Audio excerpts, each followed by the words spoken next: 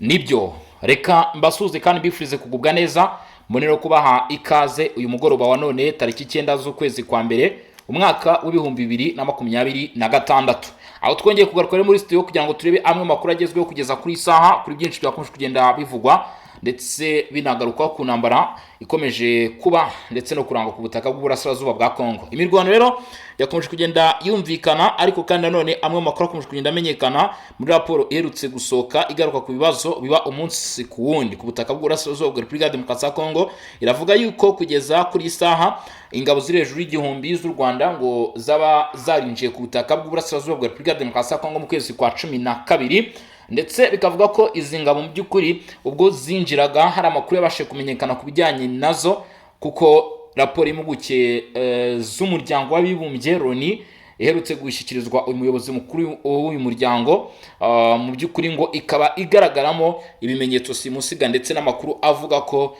ingabo ziri hagati y'ibihumbi 6 n'ibihumbi 7 ngo zaba zarinjiye ndetse ziza zisanga n'abandi basirikare ngo bagiye binjira na mbere hose. Ibi ngo bikaba bigaragaza ko mu by'ukuri ari nabo bifashishijwe mu bitero bimaze iminsi byumvikana muri Kivu y'Amajyepfo, ari nabo musaruro wo kuba inyeshyamba za FCM Ventura zarabashije kwinjira mu duce tugiye dutandukanye. Izi ngabo kandi ngo zaje kwitwikira uwitwa Twirwaneho, uyu ni umutwe urwana hano kuri ubutaka bw'uburasirazuba bwa Kongo, ndetse ngo zikorana nabo zibasha mu by'ukuri kwinjira mu bice bigiye bitandukanye, aho kuri ubu ngubu ngo bifuza gufungura inzira zigana Fizi, Crimea mu ntara ya Tanganyika ndetse n'ahandi mu bice bigiye bitandukanye. Icyakoza ingabo z'u Rwanda binyuze mu buyobozi bw'igisirikare cyangwa se mu buyobozi bukuru bw'igihugu barahakana ndetse bakerura bakavuga ko ibyo bitigeze bibaho, mu by'ukuri ngo ibya byaravuzwe bitaba ari ukuri.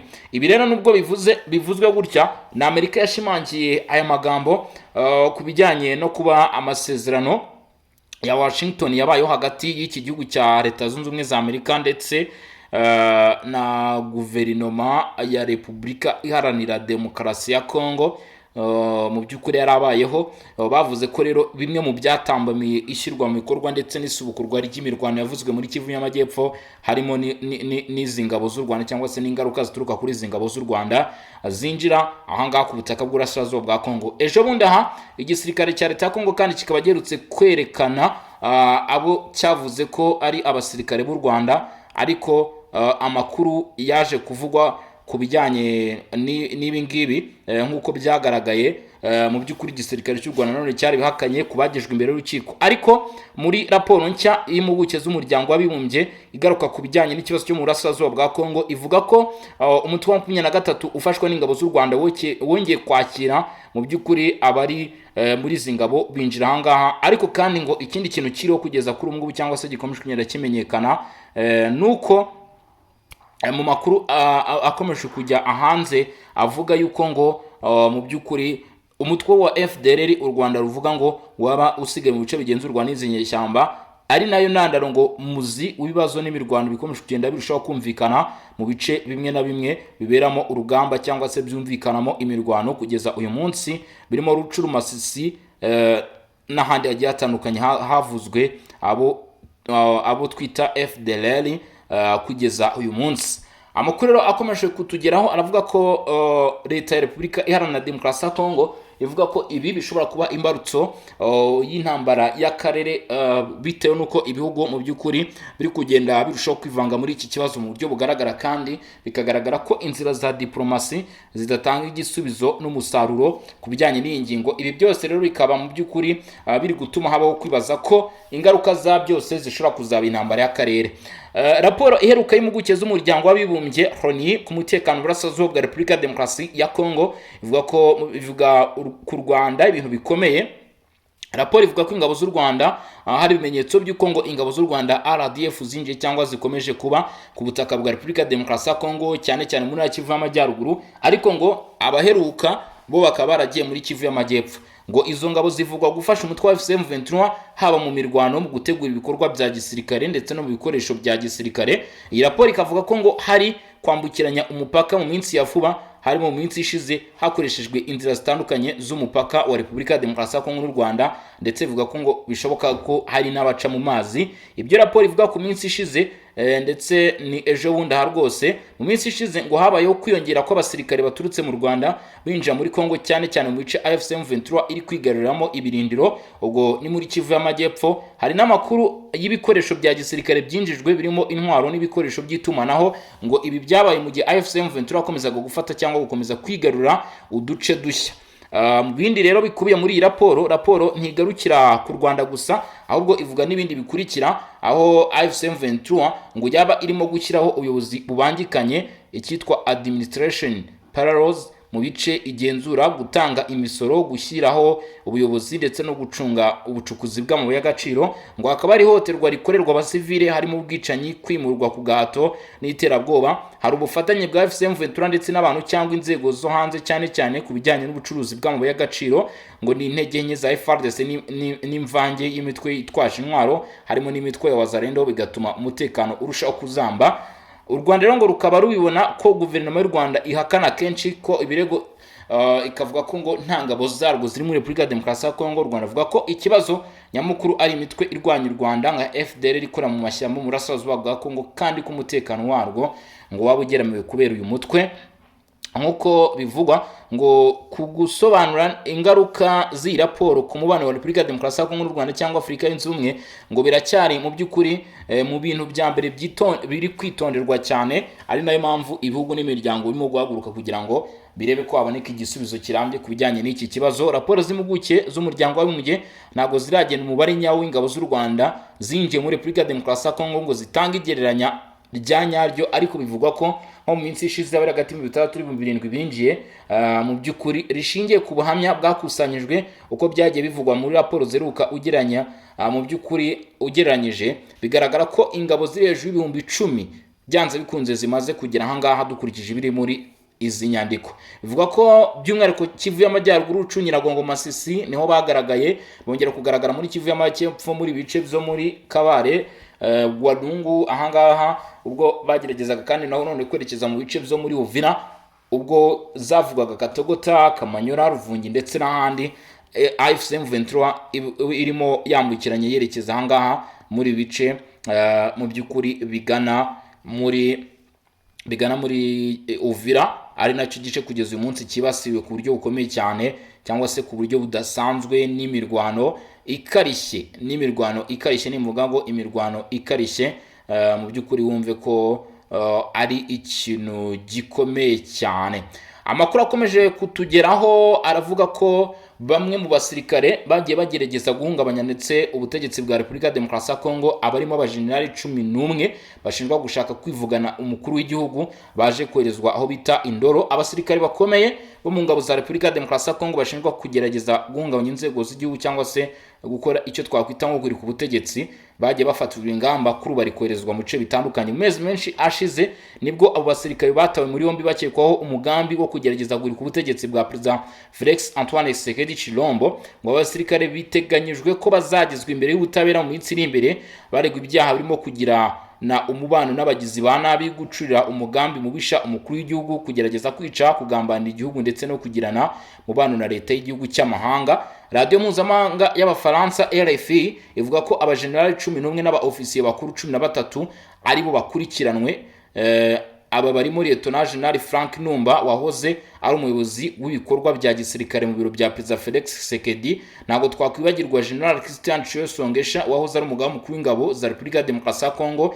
Ntabwo nagenda nakubwiye General Major Christian Duwayeru wahoze akuri ubutasi bwa gisirikare mbere yo kugirwa umugaba w'ingabo zirwanira ku butaka. Aba bose ukamenya ko bamaze kugezwa mu mabohero kugira ngo bakurikiranwe mu by'ukuri ibi byaha. Igisirikare cya leta ya Kongo cyagiye kenshi kigaragaza ukutajenjeka ndetse rwose no kutagira intege nkeya mu bikorwa byo guhangana ndetse no guhashya abitwara nabi mu by'ukuri. Perezida wa Angola João Lourenço bigaragara ko yongeye kugaruka muri iki kibazo cyo mu burasirazuba bwa Kongo cyangwa se muri dosiye. Kuri ubu amakuru ugomba kuba wamenya ku nshuro ya kabiri mu gihe kitarenze icyumweru, perezida we ubwe ku giti cye Felix Tshisekedi yakiriwe na mugenzi wa Angola, akaba na perezida w'umuryango wa Afurika yunze ubumwe João Lourenço, wasabye abarebwa n'ikibazo cya Kongo kubahiriza ibyo biyemeje. Nkuko presidence ya Angola yabitangaje ngo uruzinduko rwo kuwa 4 tariki 8 Mutarama 2026 rwibanze ku gusuzuma imigambi ya diplomasi ikomeje cyane cyane ibiganiro bya Washington na Doha igamije kugarura amahoro mu burasirazuba bwa Repubulika ya Demokarasi ya Kongo, akarere kibasiriwe n'imirwano ikaze hagati y'ingabo za leta n'inyeshyamba za M23. Ni nyuma y'inama yihariye perezida wa Angola João Lourenço abinyujije ku munyamabanga wa leta ushinzwe ibibazo by'ububanyi n'amahanga Victor Lima yagaragaje ko ahangayikishijwe cyane n'umutekano wifashe nabi ndetse n'ikibazo cy'ubutabazi mu burasirazuba bwa Kongo. Uyu Lima yagize ati aremeza ko ahangayikishijwe cyane n'ingaruka n'iterabwoba bituruka ku bihe biriho bikaba bibangamiye imihate idacogora kandi ikomeye mu rwego rw'akanama gashinzwe umutekano ku isi, cyane cyane icyemezo 2773 ndetse n'ibikorwa byabereye i Washington na Doha. Ashimangira ko nta gushidikanya ko ingamba nk'izo arizo nzira zonyine zo kugabanya amakimbirane akomeje kuba hagati ya Repubulika ya Demokarasi ya Kongo n'u Rwanda ndetse no guteza imbere ubwumvikane hagati y'ibihugu byombi. Nka perezida w'umuryango wa Afurika yunze ubumwe Lourenço yongeye gushimangira ko byihutirwa kandi ko ari ngombwa gushyira mu bikorwa ihagarikwa ry'imirwano. Yashimangiye kandi ko impande zitandukanye bireba arizo guverinoma ya Kongo, u Rwanda ndetse n'inyeshyamba za AFC M23 zigomba kubahiriza ibyo ziyemeje mu rwego rw'inzira za diplomasi. João Lourenço agaragaza ubushake mu gukemura ikibazo cyo mu burasirazuba bwa Kongo kurusha ibindi bihugu nk'uko bivugwa, dore ko perezida wa Togo Faure Gnassingbé wahaye inshingano uvuga ko yagenze biguru ntege nubwo hitwaza ko haba harabayemo amasezerano ya Washington ya Doha agamukoma mu nkokora, ariko perezida wa Angola we bikavuga ko ashyira umuhate mu gukemura ibibazo bikomeje kwibasira uburasirazuba bwa Repubulika ya Demokarasi ya Kongo. Ingamba nyinshi zumvikanyweho kuva muri Mata umwaka ushize zirimo uburyo bwo gushyira mu bikorwa agahenge ndetse n'amasezerano y'ibanze ntizirashyirwa mu bikorwa. Uku kudindira kwa diplomasi kwatumye imirwano isubukurwa hagati ya M23 n'ingabo za leta. Ibi byongeye ikiganiro nyamukuru kigenewe abanyekongo gisabwa n'abanyapolitike n'imiryango itandukanye, nacyo kiracyatinze gutumizwa ariko bikaba bitegejwe ku itegeko ry'umukuru w'igihugu. Tukiri ku bijyanye n'aya masezerano, ibiganiro ndetse no kungurana ibitekerezo, hari ibibazo bikomeje kwibazwa kuri izi ngendo za Tshisekedi Rwanda. Kinshasa ikavuga ko atari ugusimbura Doha ndetse na Washington, bityo ntawe ukwiye kugira impungenge. Ni ingendo rero zikurikiranye za perezida wa Repubulika Iharanira Demokarasi ya Kongo Felix Tshisekedi Rwanda muri Angola inshuro ebyiri mu cyumweru kimwe, aho yagiye kuganira na perezida w'icyo gihugu akanaba n'umuyobozi w'umuryango wa Afurika yunze ubumwe João Manuel Conclave Lourenço, zikomeje guteza impaka n'ibibazo mu banyapolitike, abasesenguzi. Natwe urumva ahangaha twamaze rwose kwitereka, turimo turabigarukaho. Bamwe bakeka ko ngo haba hari indi gahunda nshya ya diplomasi ya Afurika ishobora kuba igamije kongera kubyutsa ubuhuza bwa Afurika mu gushakira amahoro uburasirazuba bwa Repubulika ya Demokarasi ya Kongo, aho leta ya Kinshasa ihanganye n'inyeshyamba za M23 zishyigikiwe n'u Rwanda, mu gihe ibiganiro bya Doha biyobowe na Qatar bisa n'ibyadindiye. Nubwo ibisobanuro birambuye by'iyo gahunda bitaratangazwa ku mugaragaro, hari ababona ko ishobora kuba irenze gusa ikibazo cy'umutekano, ikanasaba ikiganiro nyamukuru gihuza abanyekongo bose kigamije kongera gusubiza ububasha bwa leta mu bice byibasiwe n'intambara ndetse no guhagarika imirwano.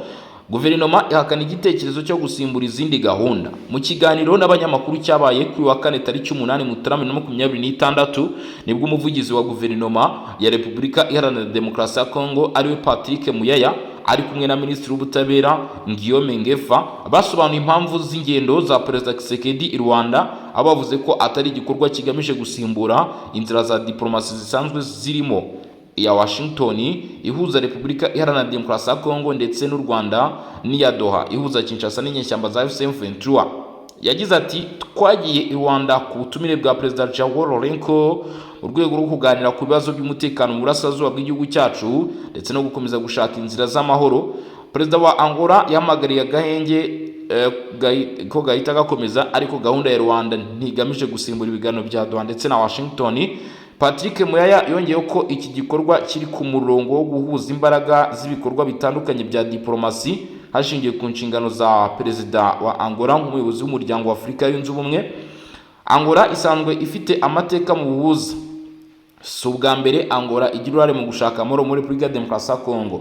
Nkwibutsa ko muri Werurwe 2025 Perezida Tshisekedi yari yarahuye na João Lourenço i Rwanda. Angola yari yahawe inshingano zo kuba umuhuza mu makimbirane yari ari hagati ya Repubulika ya Demokarasi ya Kongo, u Rwanda rushinjwa gushyigikira M23. Nyuma y'iyo nama Angola yari yateguye ko ishobora kwegera AFC M23 mu rwego rwo gutegura ibiganiro byahuje impande zose. Gusa umutwe w'inyeshyamba waje kwanga kwitabira ibiganiro byari biteganyijwe ku itariki 18 Werurwe, uvuga ko ngo ibihano byafatiwe abayobozi n'umuryango w'ubumwe bw'Uburayi byabangamiye ibiganiro. Angola igiye kuva ku buyobozi bw'umuryango wa Afurika yunze ubumwe. Hari impungenge ku hazaza h'iyi gahunda, cyane ko Angola izarangiza manda yayo yo kuyobora umuryango wa Afurika yunze ubumwe muri Gashyantare 2026, igasimburwa n'u Burundi iyobowe na Perezida Evariste Ndayishimiye mu nama ya 39 y'umuryango wa Afurika yunze ubumwe. Abasesenguzi bibaza niba Angola izakomeza uruhare rwayo nyuma y'iyo manda. Umwanya wa Faure Gnassingbé urakibazwa, nubwo Togo iyobowe na Perezida Faure Gnassingbé yagenwe nk'umuhuza nyuma ya João Lourenço. Igihugu cyakomeje kugaragara gake mu gushakira umuti ikibazo cy'umutekano mu burasirazuba bwa Congo, cyane cyane nyuma y'uko Amerika na Qatar binjiye mu kibazo. Icyakora Lome irateganya kwakira inama yo ku rwego rwo hejuru ku itariki 17 Mutarama 2026 igamije guhuza ndetse no gukomeza inzira z'amahoro muri Repubulika ya Demokarasi ya Kongo ndetse no mu karere k'ibiyaga bigari. Igaruka rya Angola mu bikorwa bya diplomasi rituma hibazwa uko inshingano za Faure Gnassingbé zizagenda zingana. Umutekano ukomeje kuba mubi. Ibi byose bibaye mu gihe nubwo hari imbaraga zashyizwe mu nzira ya Washington zishyigikiwe na Perezida wa Leta Zunze Ubumwe za Amerika Donald Trump ndetse n'amasezerano yemejwe na Perezida Tshisekedi Paul Kagame, umutekano ukomeje kuzamba. Kinshasa, Kigali bikomeje gushinjanya kutubahiriza ibyumvikanyweho. Ni nako bimeze ku biganiro bya Doha hagati ya Repubulika ya Demokarasi ya Kongo ndetse na AFC M23 byari bigamije gukemura imizi y'ikibazo nk'igarurwa ry'ubutegetsi bwa leta n'injizwa ry'imitwe yitwaje intwaro mu buzima busanzwe, ariko bikaba bitaragera ku musaruro ufatika. Uku kudindira kwa diplomasi gukomeje guteza umurindi imirwano ikaze hagati y'inyeshyamba za AFC M23 ndetse n'ingabo za leta. Mu by'ukuri uko byakomeje kugenda rero bigarukwaho mu kubihuza n'akarere nk'uko bivugwa, ingendo za Tshisekedi Rwanda ni ingaruka zo kuba nyine umutekano ukomeje kubura ku bijyanye n'akarere k'ibiyaga bigari, bikaba gukumira ko ikibazo gishobora kwaguka ngo gifate indi ntera. Ni ingendo zikurikiranye n'iza Perezida wa Repubulika ya Demokarasi ya Kongo Felix Tshisekedi zikomeje kwibazwaho byinshi, ziri kwibazwaho cyane ku rwego rw'akarere k'ibiyaga bigari, aho izi ngendo zibaye mu gihe akarere gakomeje guhungabanywa n'intambara yo mu burasirazuba bwa Kongo ifite ingaruka zirenga imbibi z'igihugu, ikagira n'ingaruka ku mubano wa Repubulika ya Demokarasi ya Kongo n'ibihugu bikikije cyane cyane u Rwanda, Burundi ndetse na Uganda. Nubwo guverinoma ya Kinshasa ivuga ko igikorwa cya Rwanda kitagamije gusimbura ibiganiro bya Washington hagati ya Repubulika ya Demokarasi ya Kongo n'ibyo hagati ya Repubulika ya Demokarasi ya Kongo na AFC M23, abasesenguzi bo mu karere babibona nk'igerageza ryo gusubiza Afurika ku isonga mu gukemura amakimbirane yayo, mu gihe ibiganiro biyobowe n'abafatanyabikorwa baturutse hanze y'akarere bitaratanga umusaruro ufatika ku butaka. Umuyobozi w'umuryango wa Afurika yunze ubumwe Perezida João Lourenço arimo kugerageza guhuza inzira zitandukanye za diplomasi agamije kugabanya umwuka mubi uri hagati ya Kinshasa na Kigali, mu bantu bimaze igihe warazambye kandi ugira ingaruka ku mutekano w'akarere kose. Intambara mu burasirazuba bwa Kongo ikomeje guteza impunzi n'abimukira benshi bajya mu bihugu bihana imbibi na Repubulika ya Demokarasi ya Kongo, bigashyira igitutu ku mutekano n'ubukungu bw'akarere. Ku rundi ruhande, kuba Angola igiye guha Uburundi ubuyobozi bwa EAU muri Gashyantare 2026 bituma hibazwa niba izi mbaraga nshya zizakomeza, cyane ko Uburundi ari kimwe mu bihugu byibasiwe mu buryo butaziguye n'umutekano muke waranzwe mu burasirazuba bwa Kongo. Abasesenguzi babona ko ibi bishobora gutuma akarere k'ibiyaga bigari karushaho kwinjira mu biganiro, aho ibihugu by'akarere byasabwa gufata inshingano zifatika mu gukemura ibibazo by'intambara ndetse n'ingaruka zabyo. Nanone Togo iyobowe na Perezida Faure Gnassingbé, nubwo itari igihugu cyo mu karere k'ibiyaga bigari, ifite inshingano nk'umuhuza wemejwe n'umuryango wa Afurika yunze ubumwe. Icyakora kwinjira kw'abafatanyabikorwa bakomeye nka Leta Zunze Ubumwe za Amerika na Qatar byagabanyije umwanya wayo. Icyemezo bigaragara ko cy'inama izaba ku itariki 17 Mutarama, bikavuga ko ariyo ntambwe izaba itewe na Togo mu rwego rwo kugerageza ko habaho ibiganiro byo guhuza izi mpande zombi. Mu burasirazuba bwa Repubulika ya Demokarasi ya Kongo, AFC M23 umutwe ukomeje gushinjwa byinshi nk'uko biri kugaragara cyangwa se bikomeje kugenda bimenyekana. Raporo y'agateganyo y'impuguke z'umuryango w'abibumbye ku bibazo bya Repubulika ya Demokarasi ya Kongo yashyikirijwe perezida w'inama y'umutekano ku itariki 30 Ukuboza 2025 igaragaza ko umutwe witwaje intwaro wa AFC/M23 ngo waba ufite umugambi wo kwigarurira burundu uburasirazuba bwa Repubulika ya Demokarasi ya Kongo. Iyi raporo ivuga ko kuva muri Mata 2025 AFC/M23 yongereye ibikorwa bya gisirikare ngo bigamije gukomeza kwigarurira intara za Kivu y'Amajyaruguru na Kivu y'Amajyepfo babifashijwemo n'imyitozo ya gisirikare, kwinjiza abarwanyi benshi ndetse no kwimurira ingabo mu buryo buteguwe neza. Ibikorwa ngo byashyigikiwe n'ubufatanye bwa hafi n'ingabo z'u Rwanda RDF byatumye umutwe wagura ubutaka ugenzura.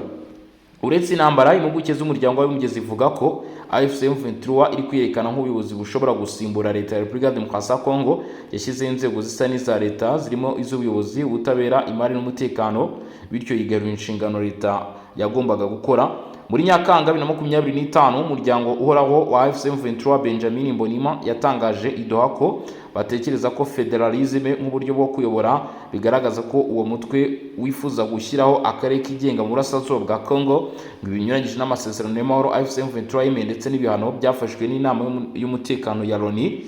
Raporo igaragaza ko AFC/M23 yakaje kwinjiza abantu ku gahato, cyane cyane abagabo n'abahungu barimo n'abana bataruzuza imyaka. Abaturage bakusanywa bavuga ko ari ukugenzura irangamuntu cyangwa se ibikorwa by'umutekano, hanyuma bagahatirwa kujya mu gisirikare. Hanakomeje ubukangurambaga bwo kwinjira ku bushake bwitiriwe, ariko ibimenyetso birimo ubuhamya, amafoto n'amashusho byemeza ko kwinjiza ku gahato mu bice M23 irimo muri izi nyeshyamba byakomeje kugenda bigaragara.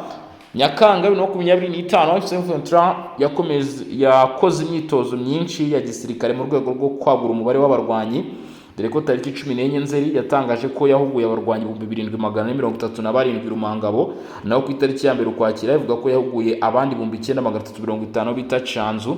Icyakora impuguke za Loni zivuga ko iyo mibare itashoboye kwemezwa. Mu binjijwe harimo abasirikare ba FARDC, abapolisi n'abarwanyi ba Wazalendo bafashwe cyangwa bashutswe nyuma yo gufatwa kwa Goma. Nubwo abarwanyi bamara amezi menshi bahugurwa kandi bigishwa ingengabitekerezo ya AFC/M23, raporo igaragaza ko ubudahemuka bwabo ari buke. Benshi boherezwa mu duce batazi, badafite ibikoresho bihagije, rimwe na rimwe badafite intwaro, cyangwa bagashyirwa ku mirongo y'imbere ku gahato kubera ko benshi bagerageza gutoroka. AFC/M23 ikoresha ibihano bikabije birimo gukubitwa, iyicarubozo ndetse no kwica nta rubanza. Abo barwanyi bavuga ko babaho mu buzima bubi burimo inzara, indwara zitavurwa, ihohoterwa rikabije ndetse n'iyicarubozo. Ngo byongeye kandi AFC/M23 ikomeje gutoza imitwe yiswe kwindira umutekano w'aho batuye bizwi nka local police, igamije kurinda uduce yafashe. Nyamara iyo mitwe ikunze kugirana imirwano ya hato na hato na Wazalendo, ikagirana imirwano ya FDLR, kandi ikagaragazwa kenshi mu bikorwa bikomeye byo guhonya uburenganzira bwa muntu n'ibirimo no gushimuta imitungo y'abaturage. Imirwano rero irakomeje, nubwo inyeshyamba za AFC/M23 zivugwa gutyo, mu by'ukuri ntabwo zigeze zihagarika urugamba. Nk'uko amakuru akomeje kugenda atugeraho, AFC/M23 ikomeje ibikorwa byo gushaka kwigarurira imyanya igiye itandukanye nk'uko bivugwa cyangwa se bigenda bigarukaho hano. Amakuru atugeraho avuga ko izi nyeshyamba kugeza kuri uyu munsi cyangwa se kuri ubu ngubu zirimo zirasatira ibice bigiye bitandukanye. Ngo abarwanyi umutwe wa AFC/M23 bakomeje kongera imbaraga Meti, kamwe mu duce kugeza umunsi turi gushakishwa cyane mu mudugudu wa Banakindi muri groupement ya Kisimba muri teritwari ya Walikale na Kivu y'Amajyaruguru, akomeje kuvuga imirwano ikaze cyane. Amakuru aturuka i Kalembe avuga ko kuwa gatatu tariki 7 Mutarama amakamyo 3 yuzuye abasirikare ndetse n'amasasu yavuye aho bita Kalembe yerekeza Meti, ahari intera ya kilometero 18 uvuye mu mujyi wa Pinga, ufatwa nk'ahantu hafite akamaro kanini by'umwihariko. Aya makamyo ngo yageze Meti maze agaruka i Kalembe nimugoroba kuri uwo munsi atwaye ubusa, nyamara yagiye afite ibyo ahetse. Umunyamabanga nshingwabikorwa w'itsinda rya Simba Lavi Changwi yemeje ayo makuru, avuga ko intego y'iyo mitwe yitwaje intwaro ari gutegura ibitero byo gufata umujyi wa Pinga maze igihe kirekire uri mu migambi yabo. Uku kongerwa kw'ingabo n'intwaro kwabaye nyuma y'icyumweru kimwe gusa AFC/M23 igabye ibitero ku birindiro by'ingabo za leta FARDC birimo n'amatsinda ya Wazalendo aho bita Imahanga hafi ya Meti. Igihe gitero cyaje gutsindwa gisubizwa inyuma n'ingabo za leta ndetse n'abafatanyabikorwa bazo babasha guhagarika uyu mugambi wa AFC/M23 wo gushaka kugera cyangwa se kwigarura nyine iki gice cyangwa Hampeti muri teritwari ya Walikale. Ubu rero ibikorwa bari gukora bikaba bivuga ko cyangwa se bikerekana ishusho y'uko ngo izi nyeshyamba zaba zirimo zifuza cyangwa se zishaka kugera rwose muri Pinga, ariko hakaba hari amakuru avuga ko mu by'ukuri uruhande rwa leta bafatanyije na Wazalendo, amatsinda bakomeje kugera mu by'ukuri abafasha umunsi kundi mu ntambara, biteguye guhagarika ndetse no gushyira akadomo ku bijyanye mu by'ukuri n'ibi bitero bya AFC M23 cyangwa se M23